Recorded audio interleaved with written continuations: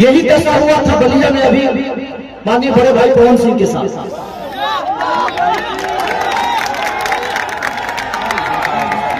किसी भी चीज का एक हद होता है। वो आदमी अपना परिवार, अपना सब कुछ छोड़ के, अपना साम्राज्य छोड़ के सिर्फ आपका प्यार पाने के लिए कोई कलाकार आता है।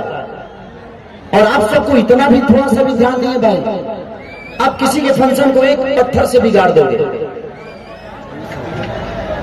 मनोरंजन अलग होती है।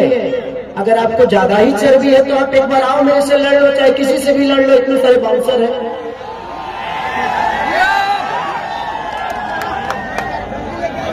हम यहाँ लड़ने नहीं आए हैं, हम आप सबसे प्यार करने आए हैं। और हम भी यही अपेक्षा रखते हैं कि आप भी हमें उतना ही प्यार करिए।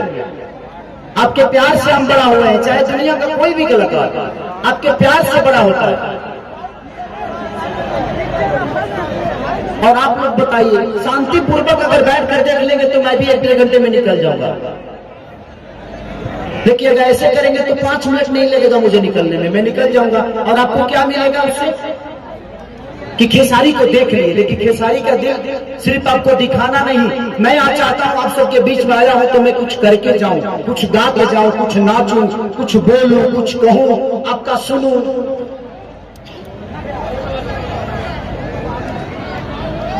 मत करिए प्लीज, चाहे ऐसे इधर के लोग हो या इधर के लोग हो, चाहे इधर के लोग हो चाहे किधर के लोग हो। आपको अच्छा नहीं लग रहा है, आपको खेसारी पसंद नहीं है तो बुलाने गए थे तुमको, नहीं ना? अगर खेसारी पसंद नहीं है तो हम बुलाने नहीं गए थे। एक मुखिया, एक आपके पंचायत का मुखिया आया, इतने व्यवस्था करने में कम से कम, और खेसारी को बुलाने में 50 लाख रुपए का खर्चा होगा। और तुम्हारी औकात 50 रुपए की नहीं होगी जो ढेला चलाया होगा।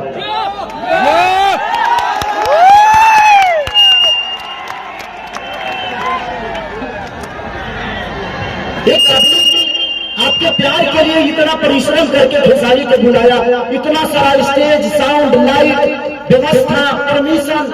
उस आदमी से पूछो उस आदमी की दशा क्या होगी जो आदमी खेसारी को बुलाने में 2 महीने से स्ट्रगल कर रहा है। और आपका छोटा सा ढेला ये 2 महीने के परिश्रम को बर्बाद करके चला जाएगा। इतना ज्ञान नहीं है, पढ़े लिखे हो ना? 19 से 90 में जी रहे हो क्या? उस बच्ची का सर फट गया, थोड़ा सा भी तमीज नहीं है यार।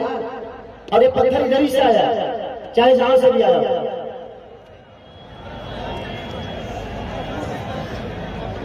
क्या कोई गाएगा?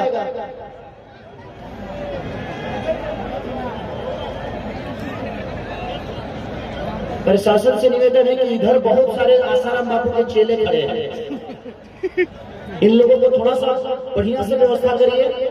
2-4 ही लोग हैं जिनको बहुत ज्यादा चर्बी है।